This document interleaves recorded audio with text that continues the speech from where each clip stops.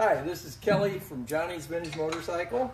What we have here is a BORGWARNER T10 transmission from a 60 or 61 Chevy Corvette. We pulled the side cover off so you can see the gears.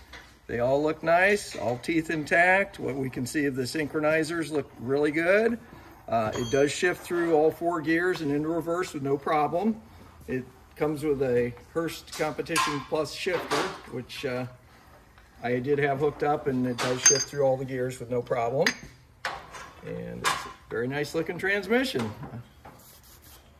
Again, with this BORGWARNER T10 transmission, there are a couple of blemishes on it, just right here at the tail shaft, just a little couple chips there out of the aluminum.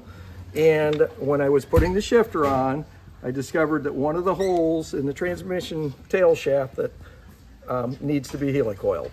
It's not really a big deal, but it is something that needs to be done. Other than that, there's no visible damage to this transmission, and it does shift through the gears. This is with the Hearst Super Shifter, Competition Plus shifter installed. And thank you for watching.